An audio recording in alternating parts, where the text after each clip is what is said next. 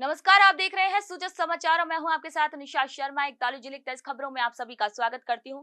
इस खास पेशकश में हम आपके लिए लेकर आते हैं प्रदेश के सभी जिलों की खबरें जो सीधा रखते हैं आपसे सरोकार। तो चलिए शुरू करते हैं खबरों का सिलसिला, लेकिन उससे पहले एक नजर इस वक्त की हेडलाइंस पर। मुख्यमंत्री श्री भजनलाल शर्मा के निर्देश पर प्रदेश भर में सुनी जा रही है जनता की समस्याएं और मौके पर ही हो रहे हैं समस्याओं का निस्तारण। पेयजल आपूर्ति और जल संरक्षण के लिए प्रतिबद्ध है भजनलाल सरकार। अधिकारियों को जारी किए गए हैं जरूरी दिशा निर्देश। केशवरायपाटन विधानसभा की जनता को भजनलाल सरकार का तोहफा। लाखेरी उपखंड के मालियों की बाड़ी गांव के ग्रामीणों को आजादी के बाद मिली पक्की सड़क। हनुमानगढ़ जिले में मुख्यमंत्री आयुष्मान आरोग्य योजना बनी वरदान। डायलिसिस समेत निःशुल्क मिल रही हैं चिकित्सा सुविधाएं। चलिए अब खबरों पर बात करते हैं विस्तार से। मुख्यमंत्री श्री भजनलाल शर्मा ने कहा कि राज्य सरकार के अंत्योदय के संकल्प को साकार करने में सहकारिता की महत्वपूर्ण भूमिका है।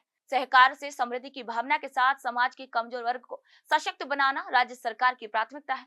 उन्होंने ये भी कहा कि हमारे गांव को समृद्ध और खुशहाल बनाने के लिए राज्य सरकार प्रदेश की प्रत्येक ग्राम पंचायत स्तर पर ग्राम सेवा सहकारी समितियों की स्थापना कर रही है। प्रदेश की कृषि मंडियों में आधारभूत सुविधाएं सुदृढ़ करने की दिशा में राज्य सरकार लगातार महत्वपूर्ण निर्णय ले रही है। इसी क्रम में मुख्यमंत्री श्री भजनलाल शर्मा ने प्रदेश की विभिन्न कृषि उपज मंडी समितियों के मंडी यार्ड में विद्युत मरम्मत, नवीन निर्माण कार्य और संपर्क रोड के निर्माण के लिए 66 करोड़ रुपए की अधिक की प्रशासनिक और वित्तीय स्वीकृति भी जारी की है। मुख्यमंत्री श्री शर्मा के इस निर्णय से भादरा, टिब्बी, रावतसर, गोलूवाला, इटावा, जैतसर, सादुल शहर और श्रीकरणपुर कृषि उपज मंडियों में लगभग 12 करोड़ 4 लाख रुपए की लागत से विभिन्न यार्ड विकास के कार्य भी किए जाएंगे।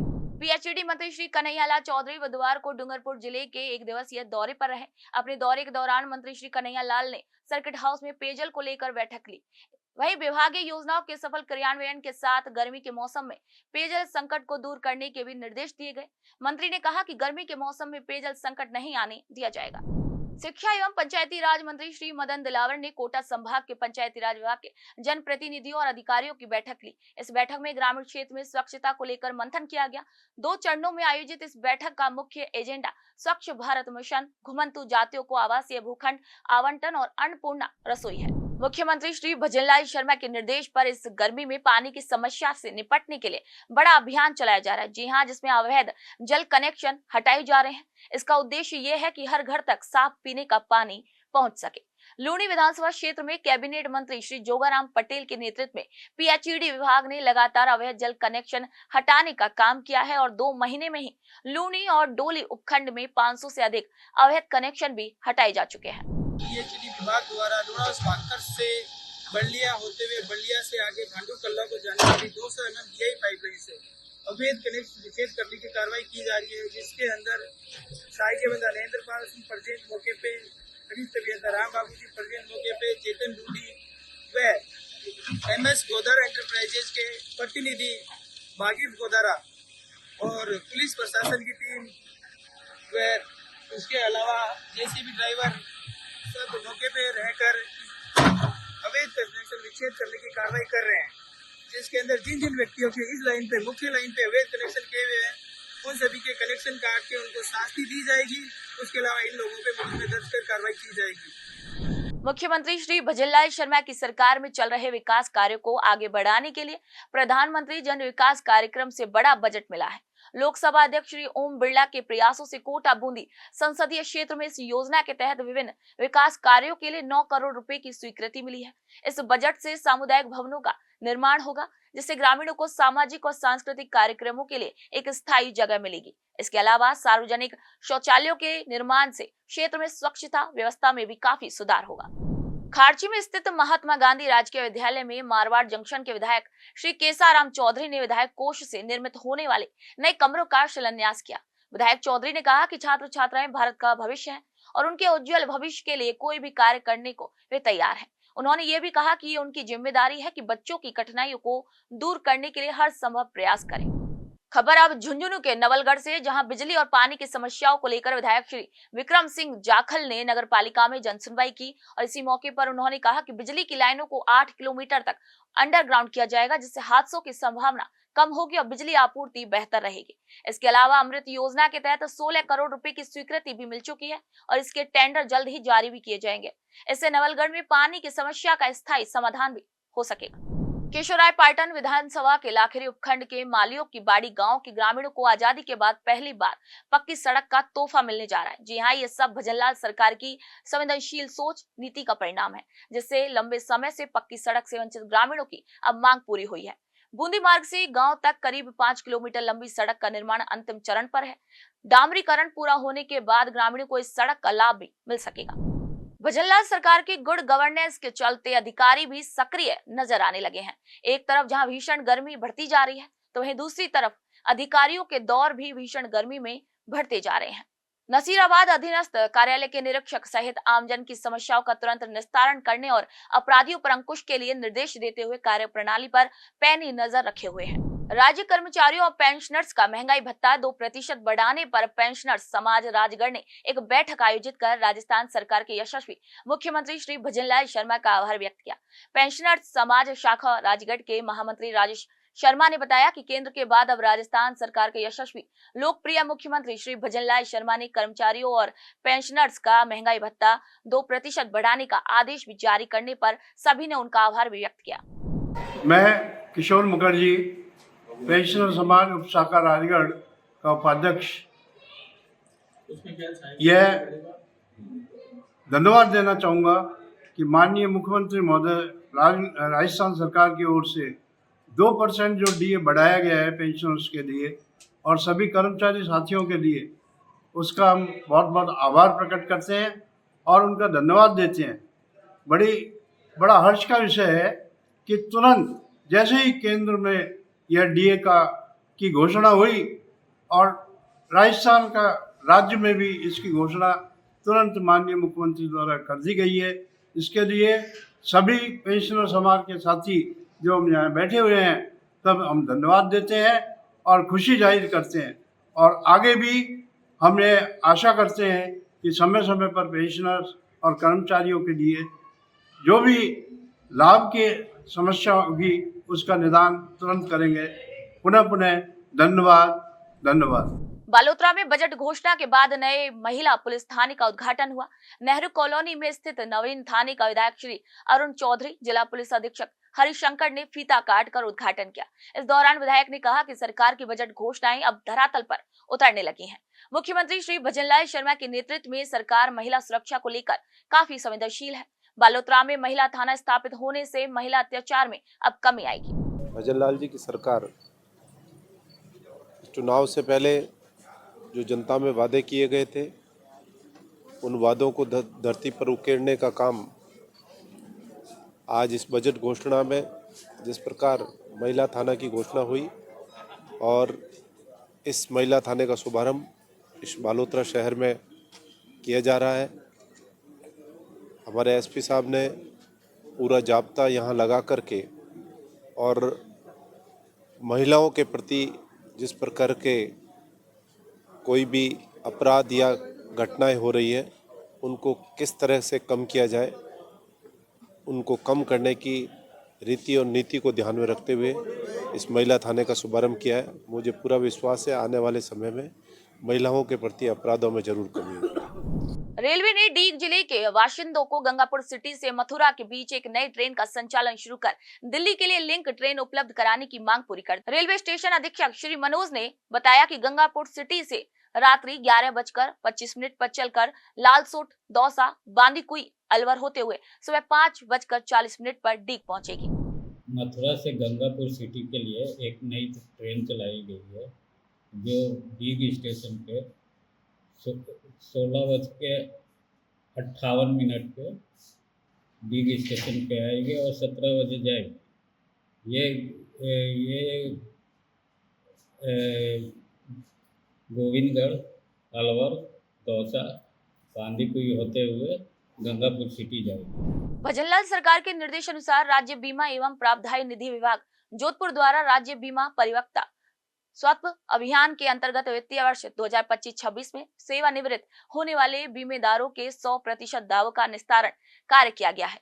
संभागीय आयुक्त डॉक्टर प्रतिभा सिंह ने इस अवसर पर विभागीय अधिकारियों को निर्देशित किया कि बीमेदारों के दावों का समयबद्ध और पारदर्शी तरीके से निस्तारण भी सुनिश्चित किया जाए। प्रदेश की भजनलाल सरकार कानून व्यवस्था को लेकर लगातार मजबूती से अपना कार्य कर रही है। ऐसे में राज्य की जेलों की दशा और दिशा में सुधार करने के बेहतर प्रयास किए जा रहे हैं।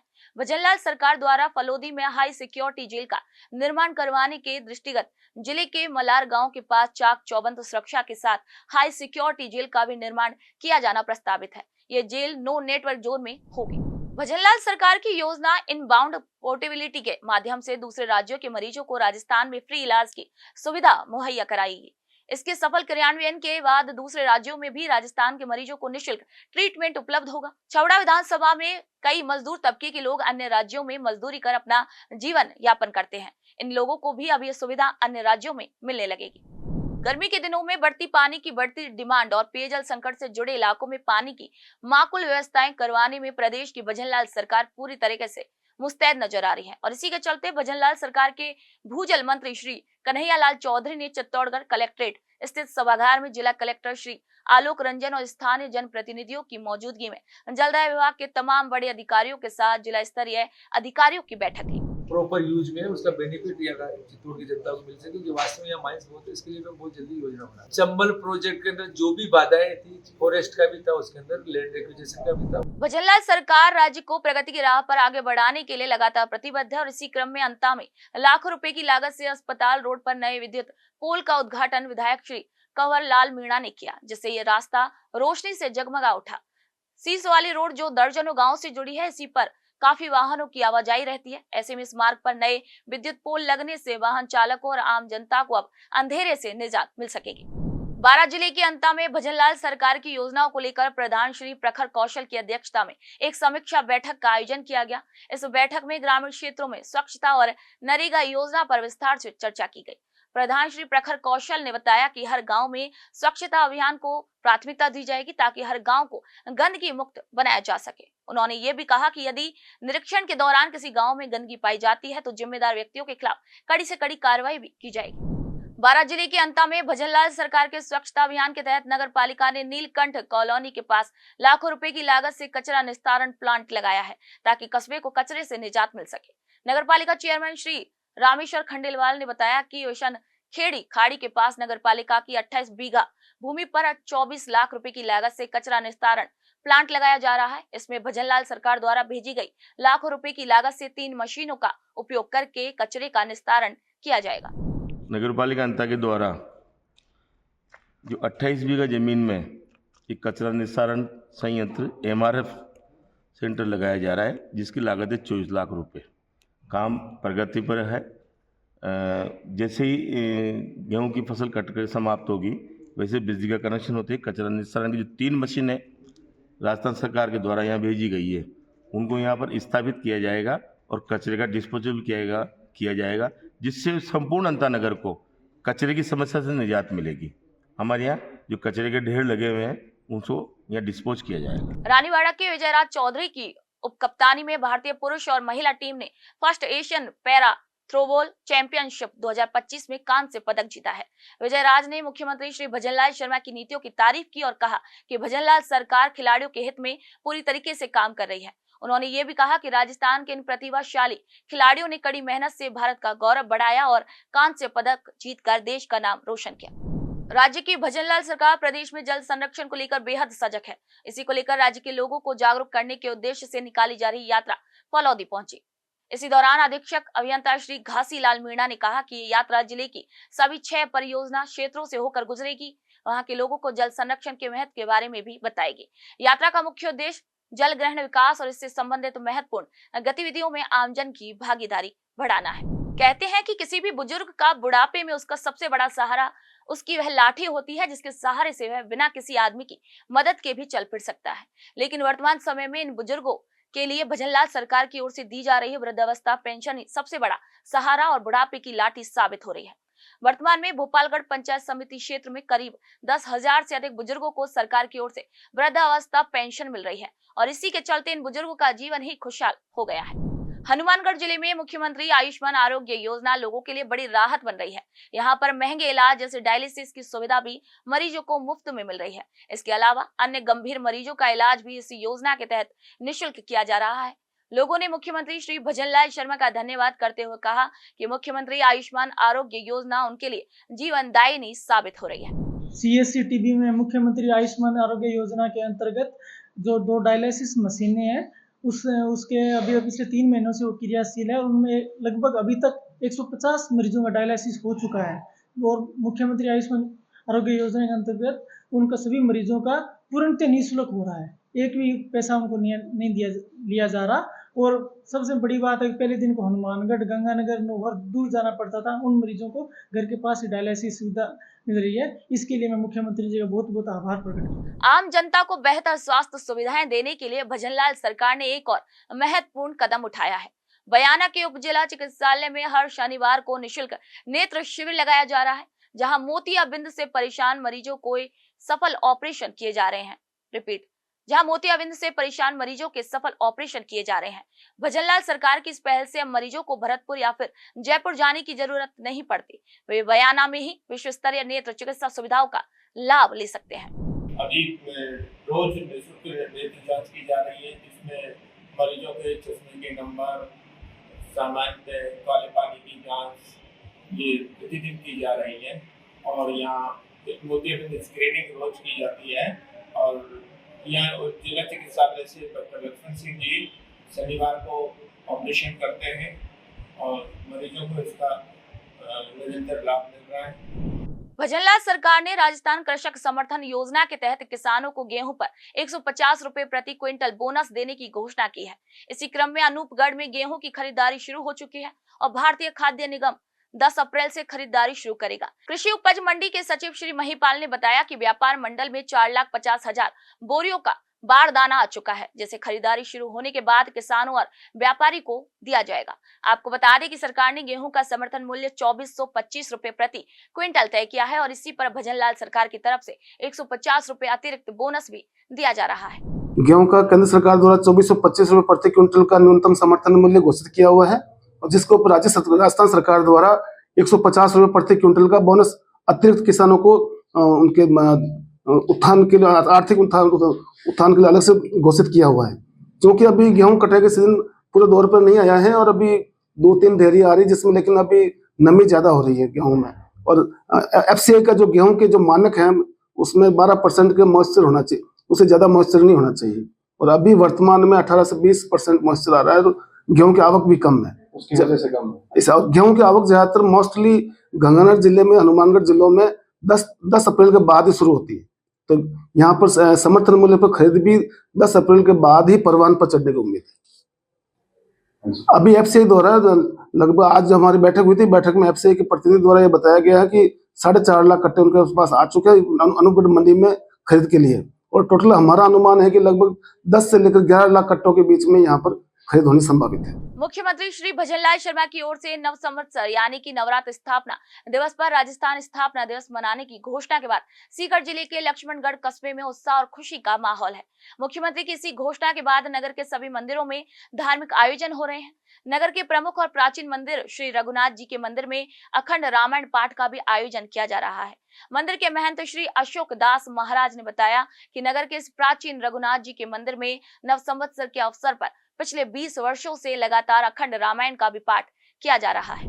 चैत्र शुक्ला प्रतिपदा को नव संवत्सर आरंभ हो गया और इसी के साथ ही हमारे रघुनाथ जी के बड़े मंदिर में गत 20 वर्षों से जो रामचरितमानस 9 दिवसीय अखंड रामायण पाठ चलता आ रहा है वो शुरू हो गया।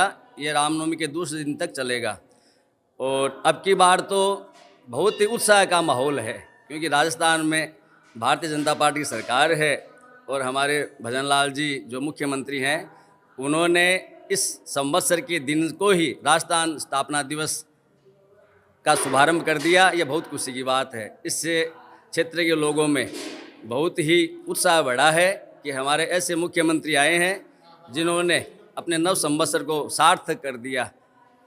और इस वासंतिक नवरात्र में श्री रघुनाथ जी के बड़ा मंदिर में 9 दिवसीय अखंड रामायण का पाठ होता है। गत 20 वर्षों से रामचरितमानस का ये पाठ का आयोजन चालू है और वैसे भी मंदिर में प्राय सभी भगवान के जो अवतार हैं, जिससे बैसाख में अक्षय तृतीया परशुराम जयंती, सावन में झूले फिर शरद पूर्णिमा, दशहरा, अन्नकूट, कृष्ण जन्माष्टमी, शरद पूर्णिमा, ये सभी उत्सव हम मनाते हैं। सभी उत्सवों के अलग अलग श्रृंगार, अलग अलग झांकियाँ होती है। देश में नवरात्रि के चलते शक्तिपीठों पर जहां भक्तों का हुजूम नजर आ रहा है, ऐसे में भारत पाक सरहद पर बसे सीमावर्ती जिले जैसलमेर के तनोट में तनोट राय माता मंदिर में भी चैत्र नवरात्रि के अंतिम दिन भक्तों का हुजूम देखने को मिल रहा है।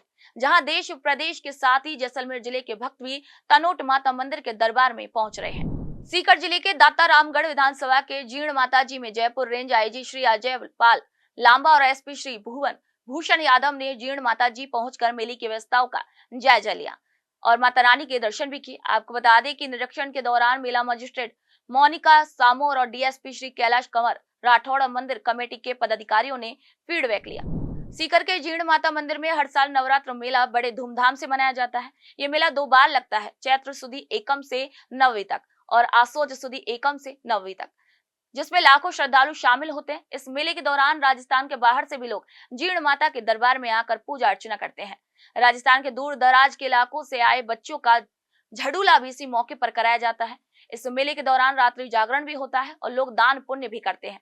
इस मंदिर में 12 महीने अखंड दीप जलता रहता है, जो माता के प्रति श्रद्धा और विश्वास का प्रतीक है। सबसे पहले सभी श्रद्धालुओं को चैत्र मास के नवरात्रों की हार्दिक शुभकामनाएं। आज माता रानी का जो श्रृंगार हुआ है वो माता शैलपुत्री के रूप में हुआ है और इसमें विभिन्न जगह से आई हुई पोशाकों से माता रानी का श्रृंगार हुआ है, जिसमें कलकत्ता, मुंबई, बेंगलोर यहाँ से पोशाकें आई हैं और जो माता रानी के फूलों के गजरे लगे हैं वो दिल्ली से आए हैं सारे, और कन्नौज से आया हुआ माता का इत्र का श्रृंगार में यूज किया गया माता रानी जी। धाम पे पधारने वाले सभी श्रद्धालुओं के लिए उचित व्यवस्था की गई है दर्शन की, जिससे उनको सुविधा हर तरीके की, पानी की, पेयजल की सुविधा भी दी गई है और हीट वेव से बचने के लिए इस बार वाटर स्प्रिंकलर लगवाए हैं अपन ने। ये जीर्ण माता का जो स्थान है ये एक सिद्ध पीठ स्थान है और यहाँ से हर जाति के श्रद्धालु लोग पहुंचते हैं और अधिकतर जाति के लोगों की ये जीर्ण माता कुल देवी है, जिनके जात, जरूले, मुंडन वगैरह सब यहाँ होते हैं और दूर देश से जहां भी यात्री रह रहे हैं अपना मंगल करवाने के लिए आते हैं जीर्ण माता की। मान्यता है कि आप यहाँ जो भी मन्नत मांग के जाएंगे माता रानी आपकी जरूर पूरी करेगी। इंदरगढ़ में बीजासन माता जी के दर्शन के लिए आने वाले भक्तों की सुरक्षा और सुविधाओं को लेकर जिला कलेक्टर श्री अक्षय गोदारा और एसपी राजेंद्र मीणा माता के दरबार पहुंचे। अधिकारियों ने मंदिर समिति और स्थानीय अधिकारियों से मिलकर व्यवस्था के बारे में फीडबैक लिया। वहीं कलेक्टर ने निर्देश दिए कि भक्तों की सुरक्षा और सुविधाओं पर खास ध्यान दिया जाए। उन्होंने कहा कि भक्तों को माता के दर्शन में कोई भी परेशानी न हो, इसी के लिए मंदिर तक पहुंचने के रास्ते पर छांव, पानी और मेडिकल सुविधाएं भी पर्याप्त मात्रा में उपलब्ध कराई जाए। बढ़ते हैं आगे, जहां उदयपुर में भजनलाल सरकार के पर्यटन विभाग द्वारा आयोजित मेवाड़ महोत्सव के दूसरे दिन भी खूब उत्साह और उमंग देखने को मिला। महिलाओं ने विशेष ड्रेस कोड के अनुसार पारंपरिक वेशभूषा पहनी और गणगौर लेकर गंगौर घाट पहुंची, जहां उन्होंने भगवान शिव और माता पार्वती की विधिवत पूजा अर्चना की। पर्यटन विभाग की उपनिदेशक श्रीमती शिखा सक्सेना ने बताया कि मेवाड़ महोत्सव के दौरान सबसे सुंदर वेशभूषा में सजकर गणगौर लेकर आने वाली महिलाओं को प्रथम, द्वितीय और तृतीय पुरस्कार दिए जा रहे हैं। लालसोट में मंगलवार को शाही लवाजमा के साथ बूढ़ी गणगौर की सवारी निकाली गई, जिसमें बढ़ चढ़कर लोगों ने हिस्सा लिया। हिंडौन के कस्बा सूरौठ में मंगलवार को दूसरे दिन भी राजसी ठाट और शाही लवाजमे के साथ बड़ी गणगौर की सवारी निकाली गई। बैंड बाजों के साथ निकाली गई गणगौर माता की शोभा यात्रा में काफी संख्या में झांकियां शामिल रही। आकर्षक झांकियों ने लोगों का मन मोह लिया। गणगौर माता की शोभा यात्रा को देखने के लिए कस्बे में जन सैलाब भी उमड़ पड़ा। बात अब पाली जिले के बाली विधानसभा की, जहां मुख्यमंत्री श्री भजनलाल सरकार के नेतृत्व में बजट घोषणाओं के तहत करीब 90 लाख रुपए से ज्यादा के होने वाले विकास कार्यों के चलते लोगों में खुशी का माहौल है। बढ़ते हैं आगे, जहां बिजली विभाग ने पूरे प्रदेश में बिजली मित्र ऐप लॉन्च कर दिया है। अजमेर डिस्कॉम झुंझुनू के एसआई श्री महेश कुमार टीबड़ा ने बताया कि इस बिजली मित्र ऐप की जानकारी आमजन को दी जा रही है। ये गवर्नमेंट ऑफ राजस्थान का एक बिजली विभाग, इसका एक संस्थान है और इसमें आम ऐप की तरह ही ये एक ऐप डेवलप किया है।